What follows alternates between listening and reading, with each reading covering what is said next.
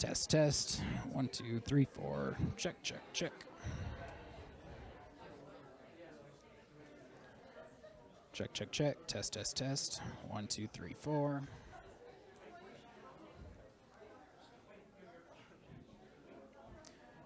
Check, check.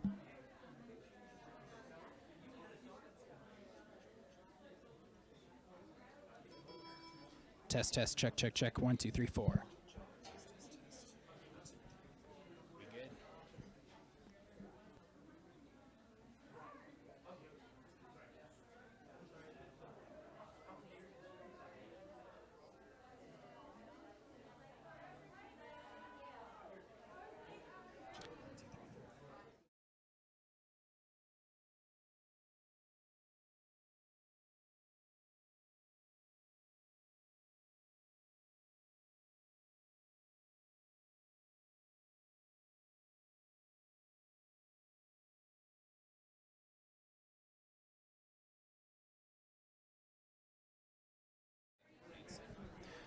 One, two, three, four. Test, test. 1, 2, 3, 4.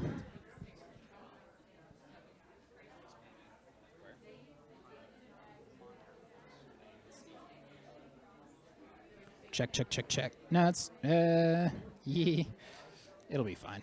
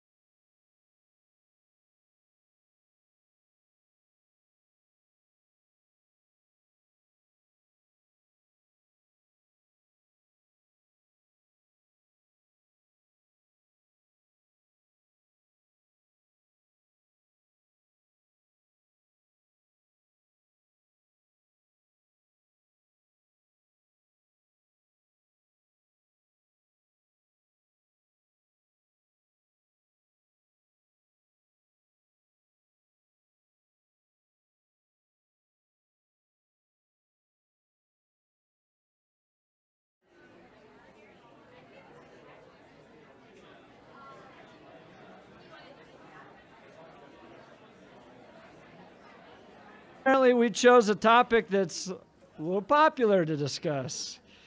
We do have an overflow room, so if it's too uncomfortable in here, Ashton Belk somewhere, she's somewhere around here. Ashton's right there. She can help point you to the overflow room or head out there, and we'll be live streaming it into the overflow room. Well, this is fantastic. I'm glad you all came out. Did you hear recently that when Donald Trump remarked to Nordstrom's, made the comment about Nordstrom's, the stock went up by 7 points? And Radio Shack's going, hey, over here, over here. Well, good evening. My name is Jeff Hunt. I'm the Vice President of Public Policy for Colorado Christian University and Director of our think tank, the Centennial Institute. Before we begin, please join me in prayer and the Pledge of Allegiance. To lead us in the prayer and pledge are 1776 scholars, Kaylin Mizell and Abby Reelson. Kaylin and Abby, they're outside. Oh, there they are right here. Great. We'll do prayer first. If you would bow your head in reverence with me, please. Father, we come before you humbly tonight, praying for your presence to be evident in this place through the words that are said, acknowledging that we are all sinners, undeserving of your love and much less your grace, which is new every day. Father, we thank you for who you are, for your blessing over this university, this community, and particularly this event. Thank you for leading us with your example of love, the kind of love that calls out truth and walks in grace. And today, we ask that you fill us with that kind of love so that it overflows so evidently and undeniably you onto everyone around us. We pray that this gathering is a fulfillment of your command to love with all of our hearts, souls, and mind, and devote each of these to you. We confess our repeated shortfalls as we strive for the sanctification that only you give, and acknowledge that you are far greater than our inadequacy. Father, I thank you for Professor Plato and the mind and heart that you have placed in him to seek you and to seek wisdom. I pray for his continued blessing, particularly as he addresses this sensitive topic with those who do and don't know you. And I pray that he does so with those he teaches, and so that we can use this as a tool as we partner with you to further your kingdom. Father, we pray for your wisdom within our country, for divine revelations for our leadership. And in conclusion, God, in accordance with the 30 days of prayer that this university is partaking in, we pray for the leaders and the board that they will be sensitive, attentive, and obedient to you. Father, we are simply in awe of your blessing tonight, and we thank you. Amen.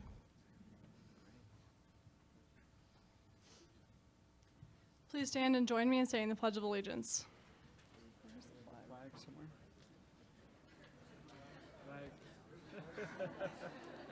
I pledge allegiance to the flag of the United States of America and to the republic for which it stands, one nation, under God, indivisible, with liberty and justice for all. Thank you.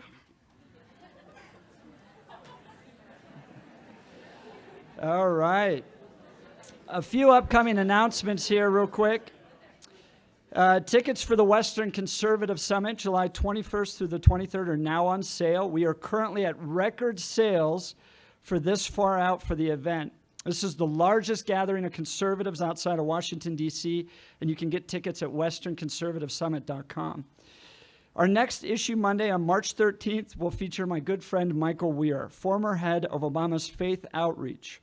Michael and I became friends in Washington, D.C., and even fought hard against each other in the 2012 presidential campaign. I've always appreciated Michael's thoughtfulness and commitment to his faith. He's one of the few Democrats I know that is standing for the importance of religious freedom.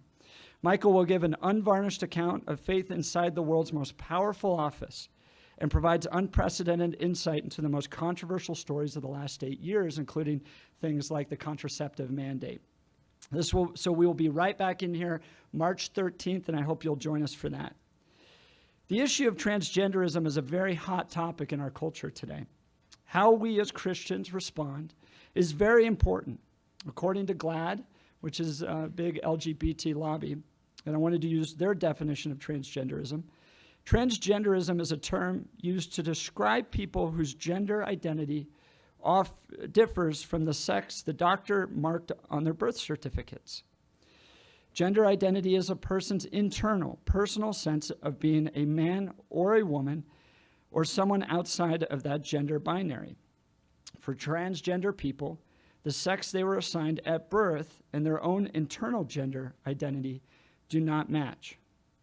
Transgenderism, or the medical term gender dysphoria, has impacts on our community and our people. According to the findings of the National Transgender Discrimination Survey, the suicide rate within the transgender community is above 40%. The national average for suicide attempts is 4.6%.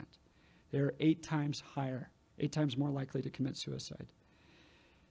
But do we simply acquiesce to modern trends like transgenderism, or do we seek to understand the truth about this issue? According to a major report published in the fall by the New Atlantis Journal of Technology and Society, former chief of psychiatry at Johns Hopkins Hospital and distinguished service professor of psychiatry at Johns Hopkins University, Dr. Paul McHugh, an Arizona State University professor of statistics and biostatistics, Lawrence Mayer, explore this issue of transgenderism in depth.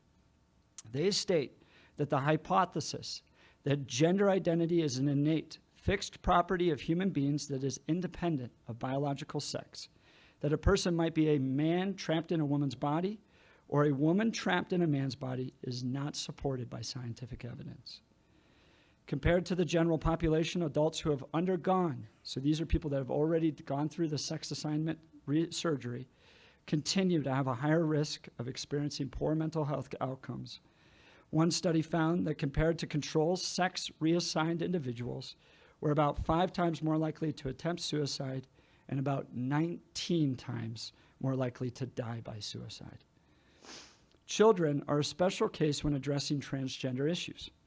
Only a minority of children who experience cross-gender identification, so while they're young, they have cross-gender identification, will continue to do so into adolescence or adulthood. Only a minority will. There is little scientific evidence, I'm reading right from the report, there's little scientific evidence for this therapeutic value of interventions that delay puberty or modify the secondary sex characteristics of adolescence, although some children may have improved psychological well-being if they are encouraged and supported in their cross-gender identification. There is no evidence that all children who express gender atypical thoughts or behavior should be encouraged to become transgender. There are lives at stake in this discussion. Studies like the one I just mentioned make it clear that transgenderism is not supported by scientific research. So what are we to do? How do we help and serve our fellow human beings who are engaged in this issue? As evangelicals, we look towards the Bible for answers. As we've dealt through the entire sexual revolution, our response is that your identity is not found in your sexuality or your gender identity. It is found in Christ. We were made by Christ, and we were made male and female by Christ. In my research, I came across 2 statements from Focus on the Family that we would embrace here.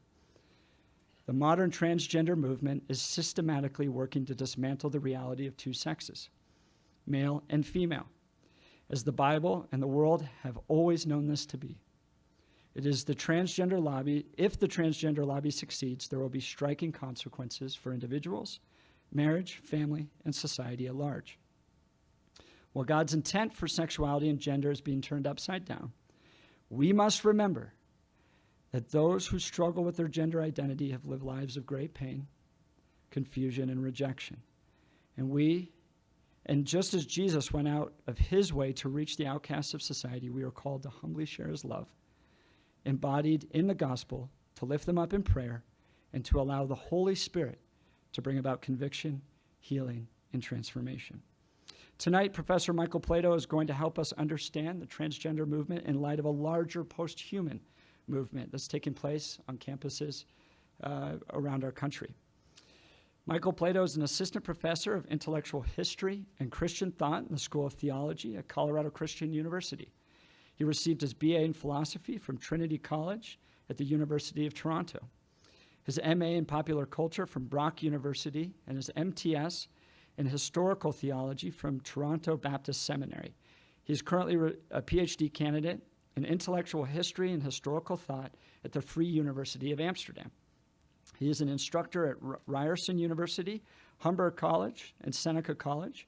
He's a guest lecturer at the University of Toronto, the Southern Baptist Theological Seminary, and Tyndale University College. He is the review editor of Contemporary Religion and Culture at booksattaglance.com and a member of the Evangelical Theological Society, the American Society of Church History, the Society for U.S. Intellectual History, the Popular Culture Association of Canada, and the Senior Common Room, Trinity College at the University of Toronto. He is Canadian, from Toronto, I believe. And did you hear why all the fugitives fled to Canada? Did you hear that? Nowhere else, Toronto. Get that one? How you feel about that, Dr. Plato? Good one? You can use that. You know, in my research about you and about Canada, I came across how they actually came upon the name of Canada. Do you know how they named it Canada? Well, so there was a lot of warring factions, and there was a lot of debate. And they, some people wanted to name it this, other people wanted to name that. And so they finally said, all right, let's just get a hat. We'll put a bunch of letters into it, and we'll let one person draw the letters out, and then we'll name it whatever he draws out. So he goes over to the hat, and he reaches in, he picks up C. He goes, C, A, and then N, A, and then D, A, and that's how Canada got its name. Well, without further ado, our friend from the north and colleague here at Colorado Christian University, Professor Michael Plato. Thank you.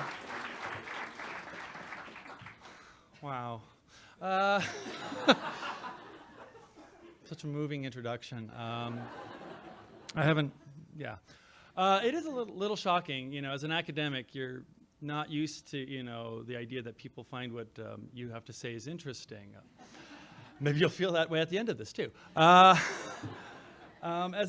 Jeff was saying, he gave a very eloquent talk on the issue of transgenderism. In many ways, this talk is what's, shall we say, going to come next. That's sort of really that's sort of a good setup for where we're at culturally. But I think what I'm going to be doing is a little sort of taking us beyond that. It's going to be a bit of a whirlwind tour through what's going on in terms of academia, in terms of science and technology, and even in terms of art and media we're going to be going through. And in fitting with the modern contemporary culture we live in, there will be lots of visual imagery. So you don't have to keep looking at me. The pictures will be changing throughout the course of the event to sort of help guide you along. Briefly, here are four stories that I'm taking from the news from the last couple of weeks. The Boy Scouts of America announced that it will allow transgender children who identify as boys to enroll in its Boys Only program. This has been enthusiastically endorsed by the New York Times, which they applaud as recognizing transgender boys for what they genuinely are, boys. The second story is out of Canada. According to the Toronto Star, the Canadian government has just settled a human rights case that could eventually pave the way for gender markers to be removed from passports, birth certificates, and other government identity documents. The assessment was that there was no legitimate purpose or need for the government to collect sex or gender information from its citizens. The government is also making moves to remove gender-related questions from all government surveys, questionnaires, and forms. A third story, at the end of January, biologists in California announced they were able, for the first time, to grow human stem cells in pig embryos. This development has led to the very real possibility of chimeras. Chimeras were ancient mythical beasts that were composites of various animals. Modern gene editing has now made this myth a very real possibility, and it is a possibility which could affect humans. As the New York Times remarked on the announcement, creating chimeras, especially those with human cells, may prove controversial, given the possibility that test animals could be humanized in undesirable ways. One would be if human cells should be incorporated into the pig's brain, endowing it with human qualities. Almost no one wants a talking pig. Another untoward outcome would be if human cells should come to be composed in the pig's reproductive tissues. The possibility could exist where we will have a male pig with human sperm impregnating a sow with human eggs. And in a few years, we could have the situation of human persons born of an entirely different species. Finally, at the end of last week, in Pike County, Mississippi, high school students were granted permission through a trial program to use their cell phones in all of their classes. Instead of having teachers to forbid their use, teachers have been encouraged not only to let students use their cell phones as they see fit, but also to attempt to incorporate cell phones into their lesson plans. I was looking up there to realize it was a very old-timey picture I found there, you know, with the flip phones. It's like, oh, wow, already we're at it out here. So why have I mentioned these particular stories? What is it that brings them all together? A few years ago, the then Pope Benedict XVI gave his annual Christmas address to the Roman Curia. In many ways, it was a standard address of its kind. The Pope thanked a bunch of people, recapped major events of the year, talked about new approaches in evangelism, and basically wished everybody a Merry Christmas. Yet within his very conventional seasonal greeting, he managed to drop a bomb. He noted, while up to now we regard a false understanding of the nature of human freedom as one cause of the crisis of the family, it is now becoming clear that the very notion of what being human really means, is being called into question. Briefly, in his Christmas message, he laid out what he called the anthropological revolution, where people dispute the idea that they have a nature, given by their bodily identity, that serves as a defining element of the human being. He noted that many of today's leading thinkers had rejected the notion that it was God who made humans, male and female. It had always been society that had done so, they alleged. And now, in our liberated age, it was up to the individual to make that decision for him or herself. Within this, Benedict spotted one of the great ironies of our contemporary culture. He wrote, "The manipulation of nature, which we deplore today, where our environment is concerned, now becomes man's fundamental choice where he himself is concerned." Think about that for a moment. From now on, there is only the abstract human being who chooses for himself what his nature is to be. For many of us, the changes that we have witnessed in American society over the past few years may be cause for a sense of whiplash. No sooner had the Supreme Court legalized same-sex marriage than a host of other identity rights issues came to the fore, most notably transgenderism, or the idea that one's gender is separate from one's genital sex.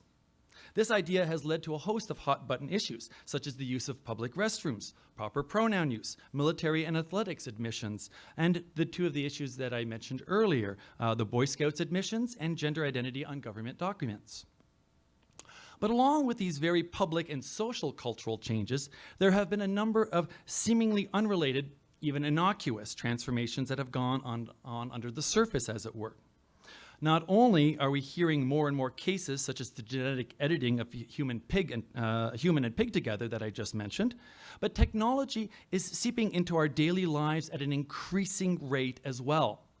Cell phones, which I've just mentioned, are becoming so much part of our lives, indeed our bodies, that they can be virtually described as what Donna Haraway has called a companion species, which is shifting the boundaries of what it means to be a human. I ask you, genuinely, is it possible to not have a cell phone and be considered a valid person? Looking out at the people who've got cell phones in their hands, yes. Can you be a human without a cell phone anymore? My contention here tonight, and this is reflected in what Pope Benedict has said, is that these recent developments are not the end of some sort of sequence, but are in fact merely symptomatic and a prelude of bigger things to come. Some aspects of this movement decidedly do have their source in our popular culture of hyper-individualism, where we are told that we can be who and whatever we want to be. Other aspects have a more religious inflection, deriving from new religions, which envision the human not as the image of God set above creation, but as merely a small drop in a larger pool of cosmic consciousness. However, I would assert that the main impetus for what is to come in terms of this redefinition of the human, this move beyond the human, indeed this post-humanism, is largely academic and philosophical in origin. Like many of the most successfully transformative social and cultural movements of recent decades, such as feminism and transgender rights, the intellectual impetus has come from the humanities departments of many of our universities. So this is really a report from the frontline trenches, if you like military metaphors. That's what we're basically looking at.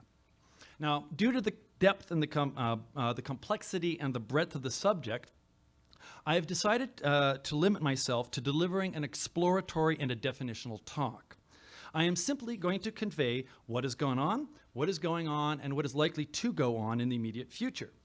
How exactly we may begin to address and confront and engage these challenges, whether legally, socially, culturally, religiously, or even academically, I will leave for you to consider. My goal is just to simply spare you further whiplash. As I said, my central topic for consideration is what has been generally called post-humanism. Post-humanism, while unfamiliar to most people, is in fact one of the most rapidly expanding fields of study in the academy. Within the last 3 years, there have been an explosion of international conferences, symposia, articles, and books dedicated to the topic. While its emergence has been sudden, it was built on a number of important philosophical developments that have been taking place since the end of World War II. In large part, we can say that this movement is a response to, even a rejection of that much larger and longer, I would say centuries longer, Western project known as humanism. In the beginning, according to humanism, was man. That at least is the narrative that we have been presented through the secular historical movement. No better image captures this sense of man, the measure of all things, than Leonardo da Vinci's Vitruvian Man of 1492. This classical view of perfection was to set the standard for our civilization and became Europe's self-idealized image. Linked to this visual conception are the humanistic ideals of the rational, of freedom, of self-awareness and self-determination. These were the creature features, as it were, which distinguished man from all other forms of life and placed him at the top of the food chain.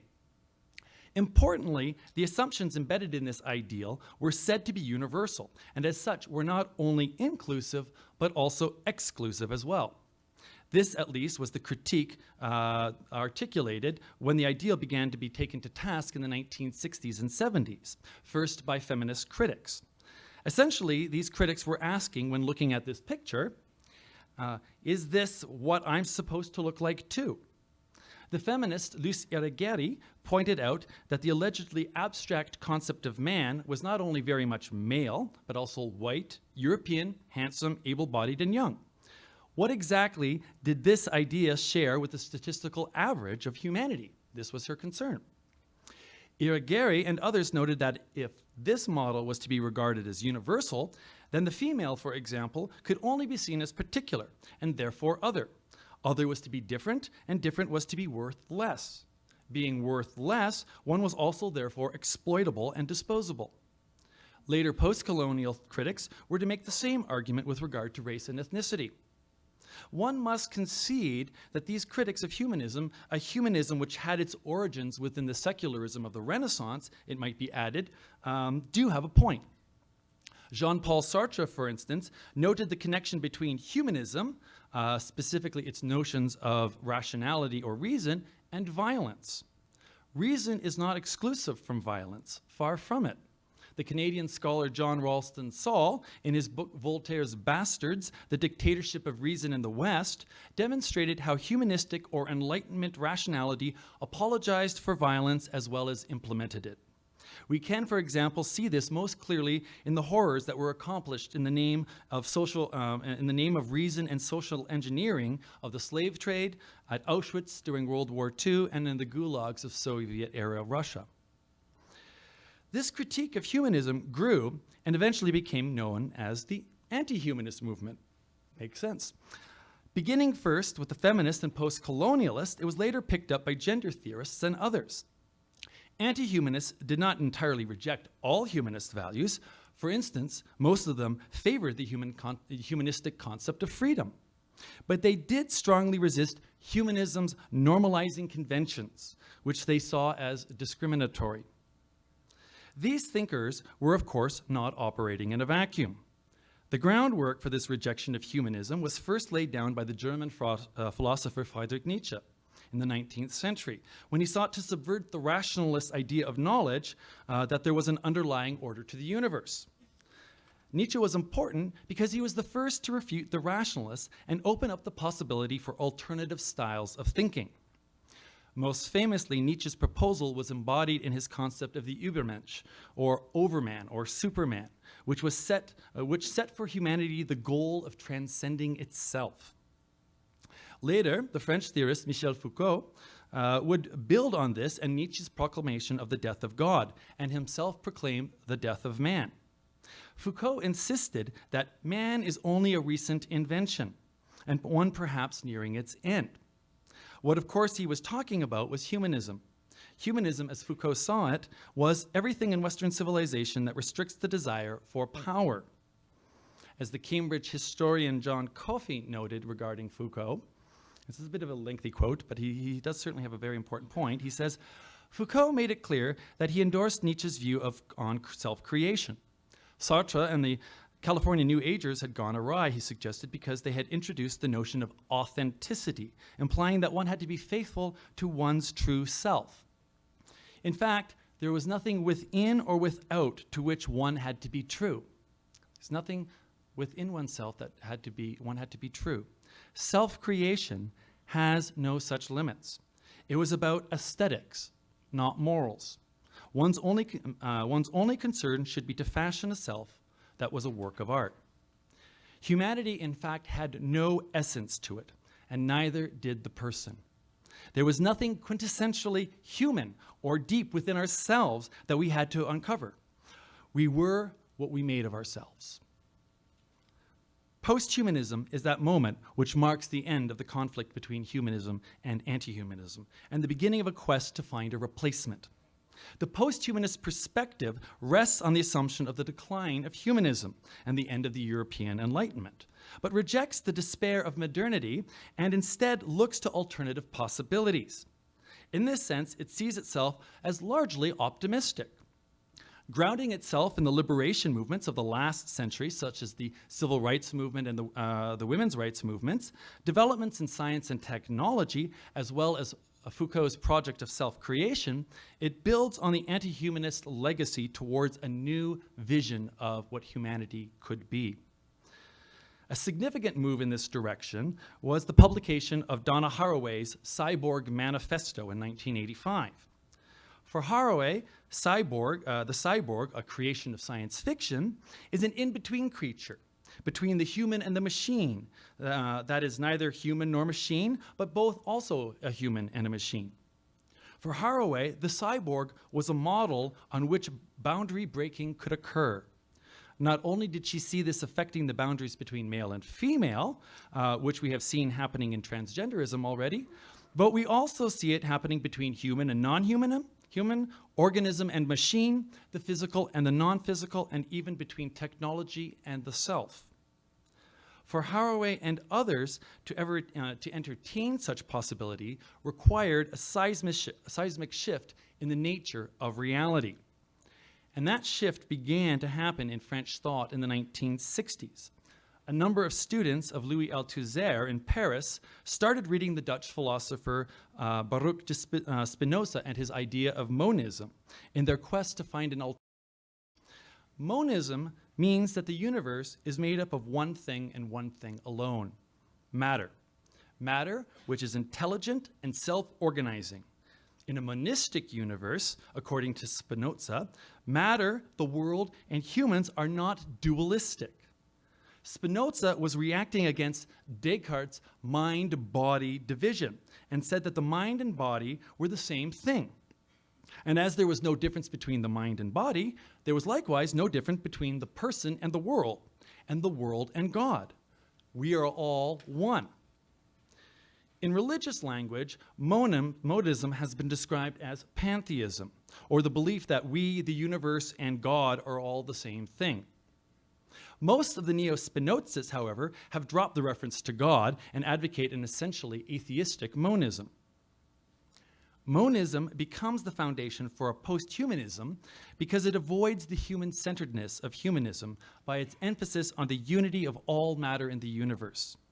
We are all one with the cosmos. So what's so special about us? A significant update of Spinoza's concept, which is central to posthumanism, involves the scientific understanding of the self-organizing or smart structure of living matter. The Australian posthumanist Rosi Braidotti calls this the embodiment of the mind and the embrainment of the body. What we call life is simply smart matter, and perhaps non-life can be smart matter as well. Other thinkers outside of the humanities have picked up on this idea of all matter having mental processes. Called panpsychism by David Skirbina, it has been described as the view that all things have a mind or a mind-like quality. Mind is seen as fundamental to the nature of existence and being. In opposition to idealism and Cartesian dualism, panpsychism argues that the mind is not ethereal or something that exists apart from the material world. As mathematician and novelist Rudy Rucker puts it, mind or sentience is, he says, a universally distributed quality, and each object has a mind. Stars, hills, chairs, rocks, scraps of paper, flakes of skin, molecules, each of them possesses the same inner glow as a human. Each of them has a singular inner experience and sensation. This has ended up being called vital materialism, and it is an idea that is picked up by Gilles Deleuze and Félix Guattari. And they argue that we can overcome the old human by in some way merging with other aspects of the world. Braidotti has labeled 3 of these processes, becoming animal, becoming earth, and becoming machine. They involve displacing the old humanity through solidarity with other species and the push for animals to attain human or near human rights. As we are beginning to see, posthumanism starts to take on an entirely new hue. Not merely is it post-European humanism, but of the human itself in terms of species. One begins to grasp the implications of this kind of thinking, that this kind of thinking encourages, when one considers that one of the legal goals of many posthumanists is the shift from human rights to what they call existential rights. It doesn't matter if you have a human body, or a machine body, or an animal body, or a combination of the above. What matters is that you exist. That's it. That is your foundation for rights. So this is one of the legal projections of posthumanism, is the shift from human rights to existentialist rights.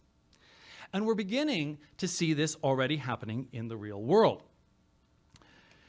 Here is, we're looking at some examples. Here we're looking at Kevin Warwick to the left here, who is has been described as the first human cyborg. Warwick has actually implanted microchips into his nervous system so that he is beginning to merge himself with computer technology. In the middle is the artist Orlan, a woman who uses plastic surgery in order to turn herself into a work of art. So she literally goes through plastic surgery processes, and then she becomes the work of art that is used in her artistic installations. And to the right, we have the case of Stalking Cat. Stalking Cat died just a few years ago, but he is a man who went through a series of plastic surgeries in order to turn himself into a tiger. Not only a tiger, but also he explicitly wanted to be a female tiger. He's in fact the first transgender, trans-species person. So this is sort of the implication of what we see happening out of this monistic view. Moving beyond the question of what defines the human within the context of the human, we are now looking at an entirely new category, namely species awareness. Species thinking has never been a subject for the humanities before, but we are now seeing animal studies becoming one of the hottest fields in humanities. Kind of an interesting thing. You go into humanities to study animals. Some people, now, is it possible to study, animals in the humanities? Well, some people seem to think so. For many For many anti-humanists, the idea that we can run with the animals is an exhilarating idea. Yep, this is not just all, academic talk. Business and science are already there in terms of bringing humans and animals together, certainly at the level of biogenetics and what is called cognitive capitalism. Melinda Cooper has noted in her book, Life as Surplus, the real capital for advanced capitalism is life. Life in the sense of information code of the information code of all that lives. At the beginning of 2017, advances such as the Human Genome Project are regarded as ancient history. We already control the genetic code for our own species as well as that of multiple others. Dolly the sheep, the first animal to be cloned, was done so using technology which by today's standard is regarded as antique and obsolete. And now, of course, we have the potentiality of producing human offspring via pig parents. As Rosie Bridotti notes, and she chooses her words very carefully here, she says, we are witnessing the end of biblical reproduction. You need a mom and a dad to make a baby. That's biblical reproduction. We are seeing the end of that. Well, that's probably, for me, maybe the term to remember the most, the end of biblical reproduction. This assessment is not entirely new, of course. Now, how many technologically assisted reproductions have we had since the first in vitro fertilization in 1978? It is also the end of a very naive 20th century idea of the exploitation of nature by man. We are no longer exploiting nature in any simple sense. We are remaking it. Universities are now actually making life through biogenetics, nanotechnology, and information technology. In our agriculture, there is virtually nothing which has not been interfered with and modified in some way in terms of genetic enhancement. The first synthetic meat was developed 4 years ago at the University of Delft. And just 2 months ago, as a matter of fact, an American company called Memphis Meats produced the first artificial meatball. That meatball costs $18,000, by the way. And they are confident that artificial meat, even though this meatball was $18,000, they are confident within the next few years, say 5 years or so, artificial meat will be available in grocery stores. All of these developments, of course, are copyrighted or owned by various corporations and institutions. Now, I know why some people find it weird. Artificial meat sounds weird. Haven't you ever had a Big Mac? McDonald's isn't funding this, is they? So artificial meat is on the way. Probably within 5 years or more, this will be something that you'll be able to purchase in your grocery store. Now, there are some limitations in place for this kind of research. For instance, a number of restrictive policies were put in place in the US by the administration of George W. Bush, inhibiting a great deal of biogenetic research. I'm not sure what will occur with the Trump administration, but the Obama administration has largely upheld the Bush policies. So while areas such as information technology continue to advance here in North America, the biotech industry has had to blossom very much elsewhere, and bloom it has. The one place in the world which is set to dominate this new and potentially highly profitable industry is the one place which has virtually no government restrictions, namely China. One area that we see developing quite quickly there is the splicing of animal DNA with human. This will be seen as especially useful in terms of growing new organs for humans using animal surrogates, as I have just mentioned with regards to the recent fusion of pig and human with human stem cells. Another example is the recent growth of a human ear out of the back of a mouse. This occurred in Japan, so you could grow a human ear out of a mouse and then use that to transplant onto a human. Ultimately, it's going to be business and not the academic eggheads that are going to begin the process of erasing the distinctions between species, at least in the real world. For Christians and many other religious believers, we must therefore conclude that if we are to provide an effective critique of posthumanist trends, we must also of necessity be able to provide a deep criticism of advanced capitalism as well. We cannot afford to merely storm the ivory towers of academe.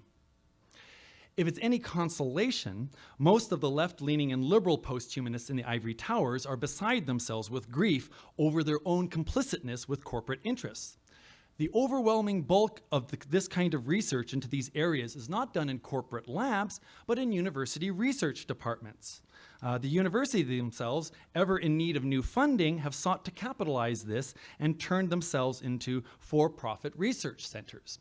Certainly as we see, for example, at the Anschutz Medical Research Center at the University of Colorado, which does a lot of the genetic research here in the state of Colorado.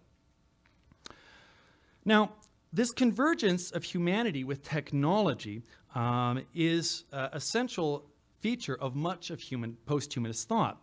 And this brings us alongside another, and in many ways a competing school of thought known as transhumanism. Transhumanism is perhaps better known to most people thanks to its better marketing, and people often confuse the term with posthumanism, thinking that they are synonyms. Like posthumanism, transhumanism explores the space between the human and technology.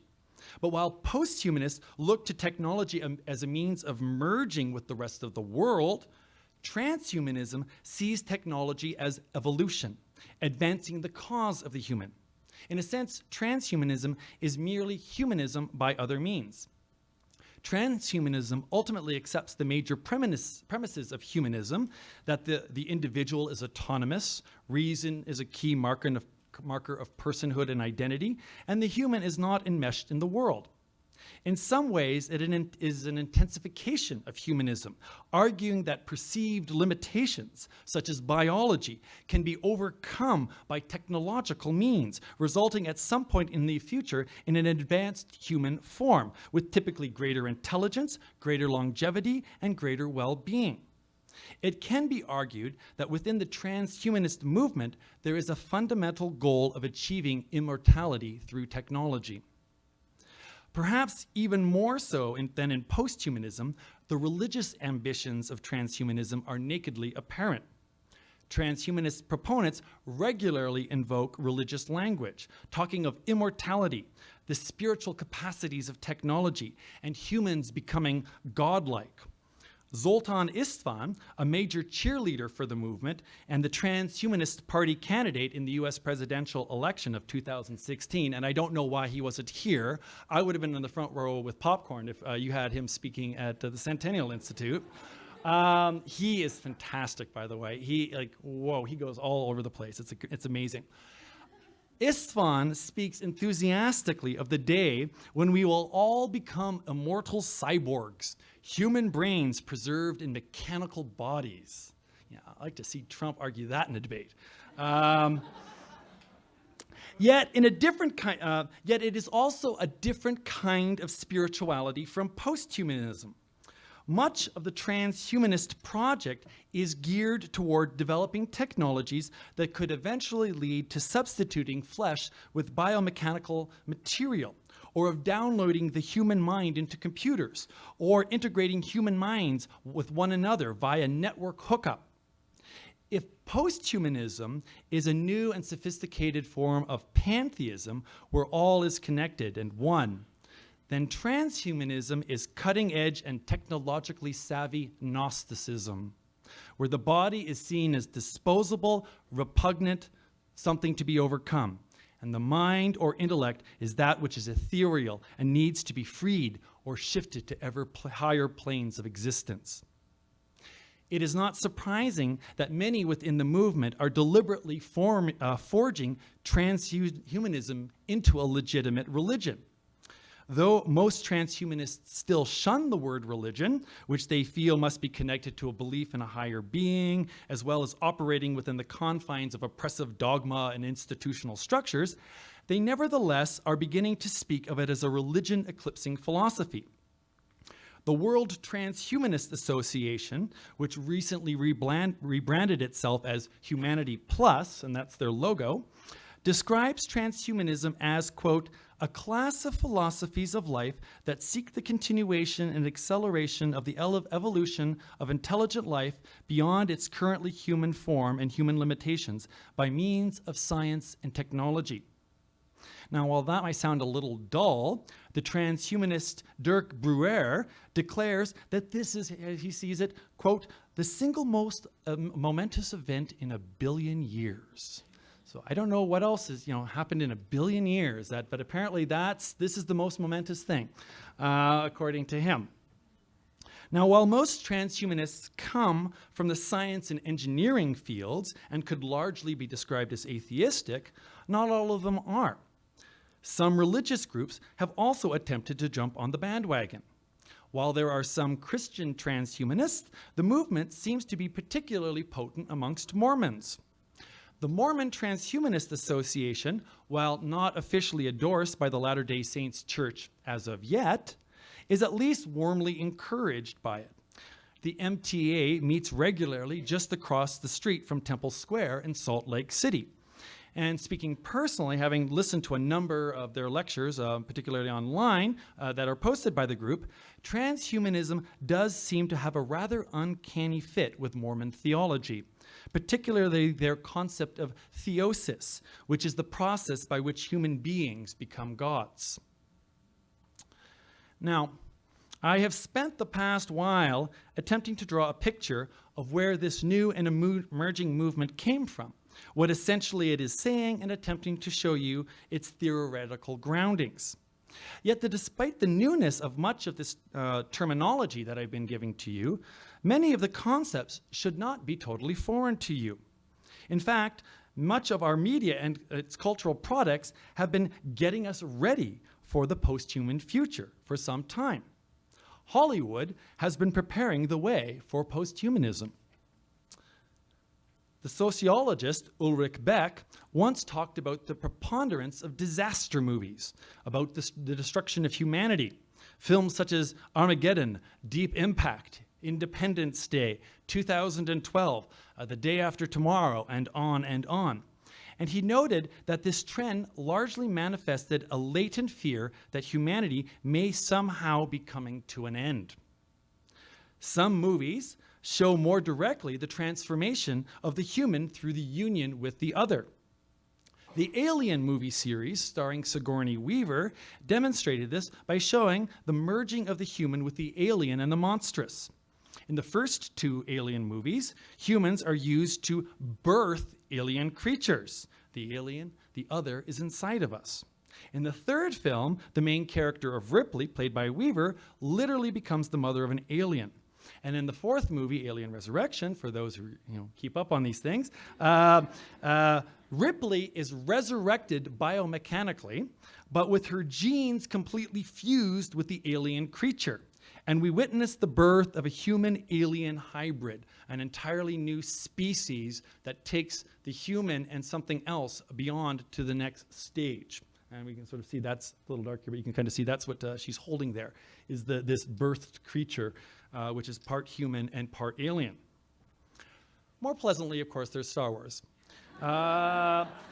While the pantheistic philosophy behind Star Wars universe and the concept of the Force have been discussed to the point of banality, everybody knows this about it, it is interesting to note the almost casual way that humans are shown to live in harmony with alien creatures and monsters, as well as cybernetic and robot beings. Both Darth Vader and Luke Skywalker have bodies that are fused with technology. And that's actually a very lovely, happy picture of the future. Where we see human and techno merged in the body, then there, basically, but then we have also, Jurassic World, from also a couple of years ago, which clearly demonstrates the link between the biotech and cognitive capitalism taken to the extreme. We will create creatures just to entertain ourselves, is what the movie is really kind of showing. That we'll create monsters just in order to make money and keep ourselves amused. Transhumanism's push for superhuman immortality seems to be one of the most consistent champs at the box office, especially in the guise of the superhero narrative. From X-Men's superior evolved group of good-looking mutants, to Batman and Iron Man's technological exoskeletons, to the virtually godlike qualities of Superman and Thor, young people and old are now being regularly fed a diet of images of humans that move above and beyond the human. Yet, perhaps the most remarkable and brilliant cinematic representation of post-humanism, I would think, is the James Cameron film Avatar, the most successful movie in human history. Again, much has been made of the pagan and pantheistic backdrop of the film, especially by Christian commentators, noting the religious practices of the Na'vi creatures at the center of the story. But there's much more to it. Here we are seeing a depiction of the new humanity, digitally mediated into a post-species form. Humanity is represented as having a multi-present subjectivity, which is simultaneously virtual and biological. We live in the biological and the tech at the same time. The central character of Jake Sully, a representation of the old humanist human, he is male, white, represents imperialistic military and corporate interest, but he's also crippled, bespeaking the old European humanism, which is a crippled tradition. Via virtual technology, he is able to escape the identity politics of the past. People in the future will no longer be identified as white, black, or brown. He'll be blue. He takes on an alien appearance, one which exhibits decidedly animalistic characteristics. And in fact, these Na'vi can directly link biologically with various other animal species, demonstrating the interrelatedness of all creatures and all life in a one unified planet world. A very important development in Cameron's Aliens, though, is their strongly sexual and erotic characteristics. And indeed, the film suggests the character has an active sexuality in his newly embodied existence. The future is technologically enhanced trans-species transsexuality. So yes, we're getting some alien love happening there. What can we say in conclusion? In terms of a post-human future, there can be little real argument, for it is already here. Its manifestations have not yet been as extreme as many of its advocates could hope for, but its continued growth in popular society does seem inevitable. We of course, must not ignore what is good in it. For one thing, it attacks a form of secular humanism which has been dominant in the West for at least 4 centuries. As Christians and religious believers, we do not have much to lament in secular humanism's demise, or at least in certain aspects of it or characteristics of it. It has been responsible for some of the worst atrocities and idiocies of our civilization. And despite much of the good that it has provided, I'm glad to see it finally being put to rest.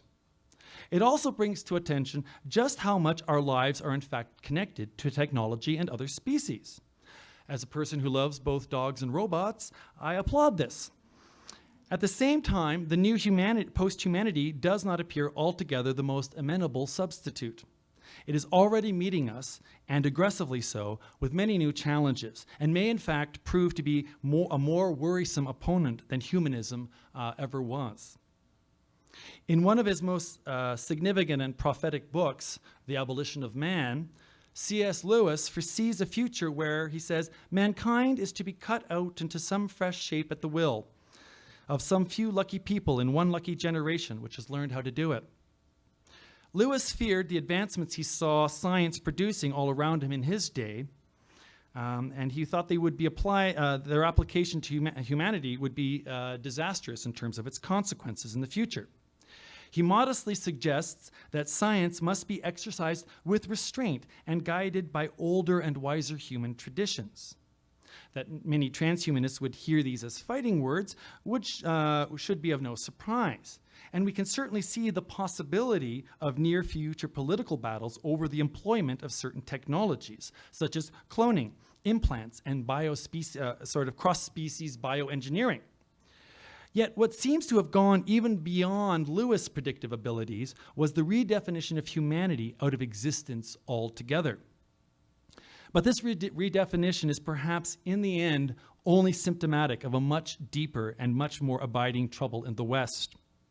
I want to conclude with the words of Pope Benedict from his address that he delivered at Christmas, which I mentioned at the beginning of this lecture.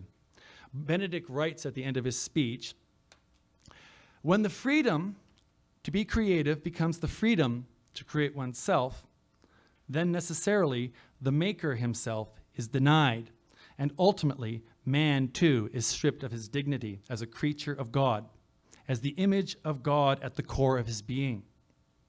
When God is denied, human dignity also disappears. Whoever defends God is defending man. Ultimately, the human question is a God question." Thank you.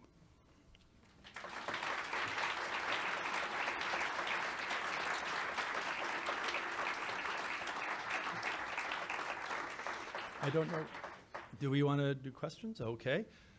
That was, I know, we'll see how it goes, but yeah, just if there's anybody has any questions. No. How do the post-humanists deal with the idea? They talk about the intelligent the coalition of matter, the post-humanists. How do they deal with that intelligence, and where does it come from? Well, they just say it's inherently a part of all matter. What they would, it's just that what we call the human brain is just a place where there's sort of a spot where it's kind of condensed itself. But they would say all human thought, all intelligence is actually a part of all matter. It's just part of the nature of it. It's not a process that has to be generative. It's just always been there right from the beginning. What we think of as mind, we always, again, this is Spinoza sort of seeing this thing, pointing to what Descartes sort of had this idea, the mind and the body are this sort of separate thing. And Spinoza says that's just an illusion. Everything is a part of a thinking matter. You're thinking with your body, but everything else is sort of that same sort of thinking. That's really how they see it. And because of that, that's why everything is eventually, connectable in some sort of way. If that gives you a little bit there. Yes?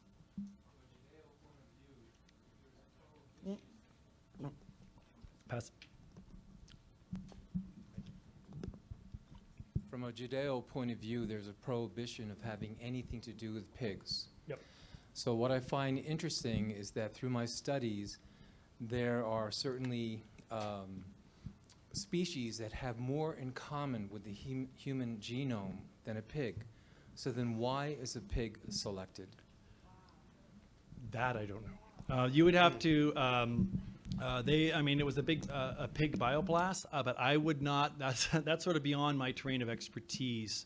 I'm sure the geneticists who are working on that would, and it's certainly something that could be looked into. But at the moment, I would not, why a pig? It's a good question. I think, whether or not it's a pig, that particular is a very interesting example that you do raise that. But certainly within the post-humanist notions, it will certainly not be limited to it. Because that's the eventual goal, is that there's the possibility of multiple forms of species that this could happen with. But yeah, that's a science question I'm not able to answer. Yeah, sure.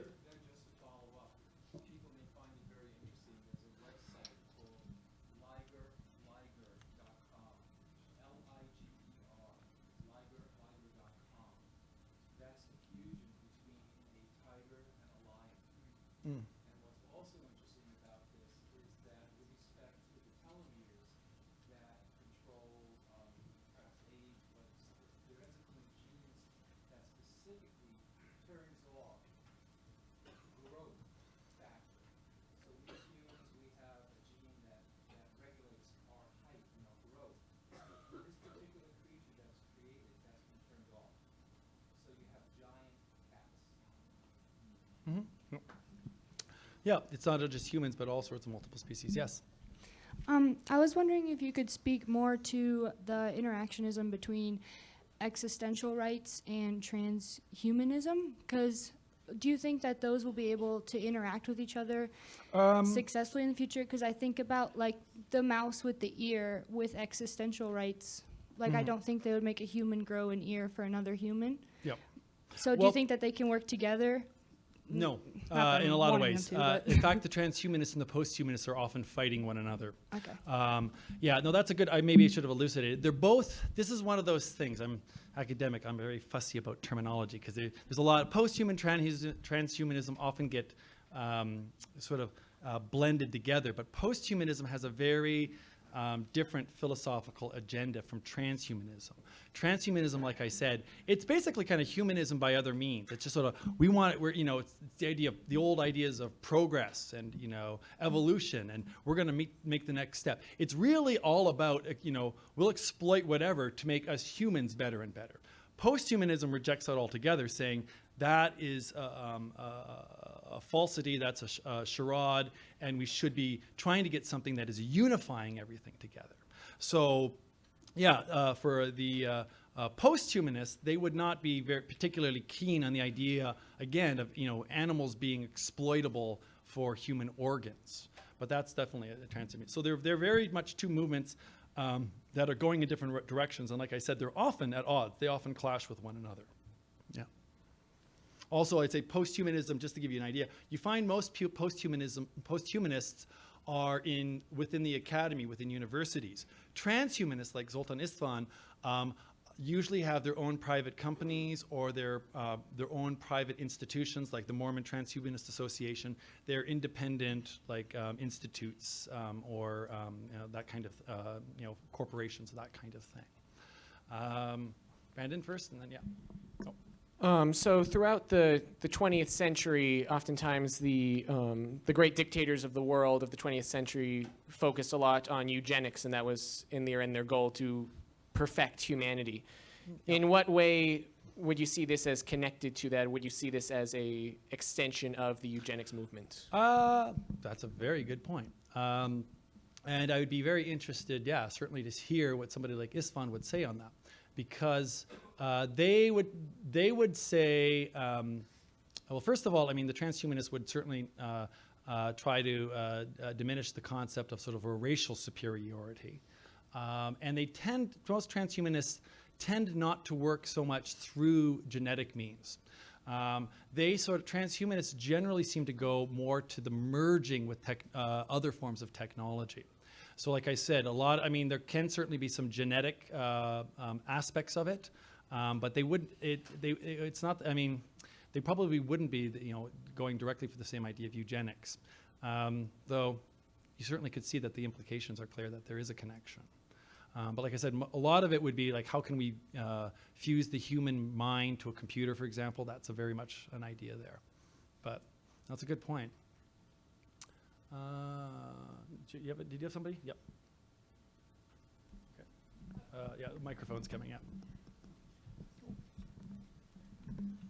Mine was just a clarification question. So with trying to merge the pig genome and the human, would that be more the monism or the transhumanism? And were you saying that Avatar was monistic or transhumanist? I would say,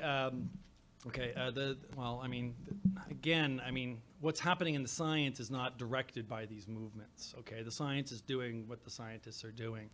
However, you could say it could go either way. The one, you're merging the two together, but their goal is to provide organs. That was the reason for that, putting the stem cells, so that they could produce human organs that could be harvested for other human beings. Again, I wouldn't exactly say that that's directly connected to either movement. It's just simply one of the things that we're doing in biomechanical stuff nowadays, which has implications that could be taken into either degree. In terms of Avatar, I'm saying it's much more of a post-humanist view, because transhumanists would be, I'm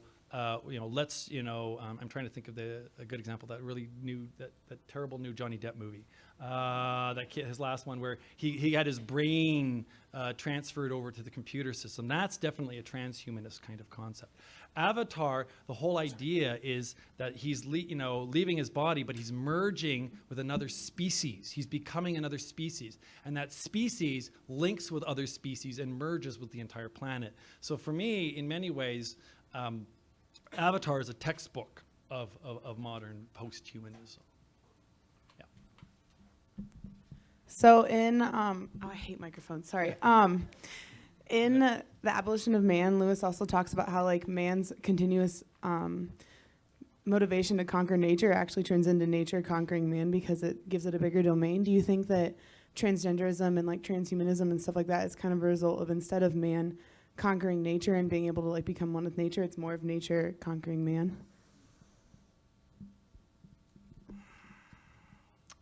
I don't know. I think, from our perspective, we're always looking at ourselves in that regard. I think what we're seeing is, it's certainly an idea within humans. I can't simply say, I don't, unless you're sort of seeing nature having a conscious impact on that sort of way, I can't really see that. I see people who embrace that idea, but I don't know if nature, but then ultimately that's still a human project. It's a human project for nature to conquer humanity, as opposed to. So that's the only way I would look at it. I can't really say, this is nature's victory in a way. That, I still see it as this is human beings doing their own thing, is really how I sort of see it. Oh, we got another one here.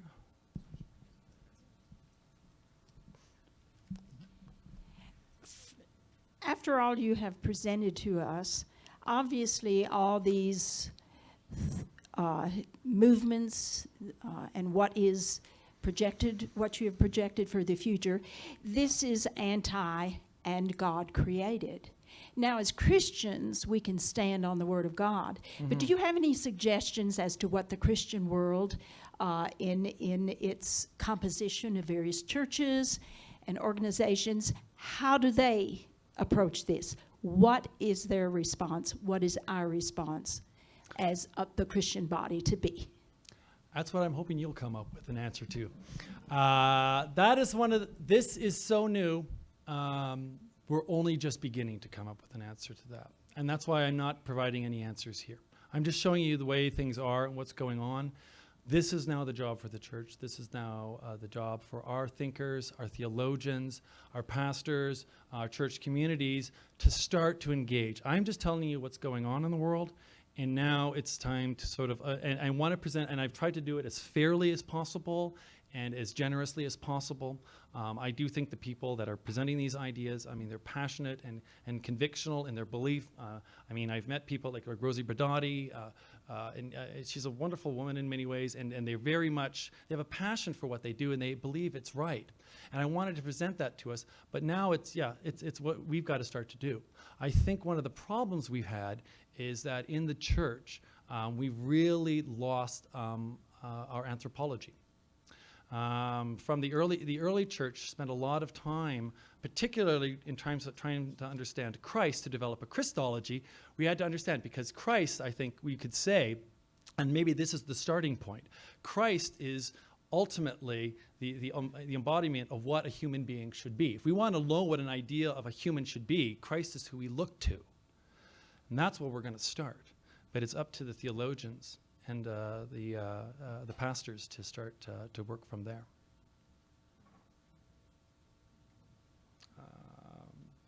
Okay, we'll do the one over here, and then. Thanks. The connection to the Mormon religion, is that with the transhumanism, is that right. related to, because I don't understand that much about what you said about the Mormon religion, Yep. is like to reach immortality? Mormons hold a theological doctrine called theosis. They believe that, and this again is very much a statement by what you see in their documents and in their church elders. They believe that human beings progress from a state of human kind to a divine status. They hold that Jehovah, Yahweh, who they see as an independent figure within the Trinity, was once a human being who became a god, and they became the god of our world. They believe that humans, through a series of perfectible states, interestingly, by the way, Mormons hold that there's only a material world. They're ultimately monistic. They don't believe in a division between spirit and matter. They believe spirit is just a purely refined form of matter. So they are utterly materialistic, and they believe humans can eventually, through this sort of religious process, become especially when they cross over into their next lifetime, become deities or divine immortal beings who will rule their own planet. This view very much, like I said, seems to fit with the transhumanist project. They have an entirely materialistic view of the universe, and they believe that humans can achieve a material immortality. So that's really where, I mean, there's a lot more to it, but that's really where I saw that coming from. Yeah. Not nirvana. Well, it's a material nirvana. Nirvana is a state of non-existence in Buddhism. But this is like, no, existing at, this is becoming, we are becoming as gods. So when you were explaining, how post-humanism arrived, and it's a rejection of humanism, a rejection of, man being above, supreme. I guess I'm seeing a conflict in their reasoning, and I wonder how they defend it, because if they're trying to meld man with nature, kind of create this system where everyone's connected, don't they have to modify nature as well, not just man? And doesn't that kind of put them in the position of hypocrisy, where they're also trying to conquer the world to fit some kind of yeah, scheme? that's actually one of the points that is a point that they do wrestle with. Yeah, but that there is a bit of conquest. But they do see the way they sort of see it as is that life and is something that isn't just simply something distinct, and that it's exists only as it is. It is always changing, and so we're a part of that. So we're merging with that. So that would be they're not sort of seeing that nature is this other thing that we need to deal with. But it is, again, it is an interesting point. Like, again, Pope Benedict's, comment at the beginning that most of these people still have this idea of that, they still want to have some kind of pristination of nature, but then meddle where things with humans are concerned. So one nature is fine to meddle with and the other is not. But yeah, that is there is a bit of a sort of a squirming conscience there. Now, they don't see themselves as, as brutalist and imperialist as the transhumanists, but it is there. Should we do one more question and then yes? Do you want? Last question at the back of the room. Yes, Gail. Thank you so much, Michael. Not so much a question, but maybe you could respond to this. And it's probably because I'm studying in Genesis, but I'm just sort of musing back here if this is the 21st century version of the Tower of Babel. We're building this thing, and I, who knows how the Lord is going to take care of it. And then just the verse in Corinthians that echoes in my mind so much is, you are not your own. You've been bought with a price. So we think we are our own. And anyway, I just really appreciate your presentation. Thank you. Thank you, Gail. Thank you. All right.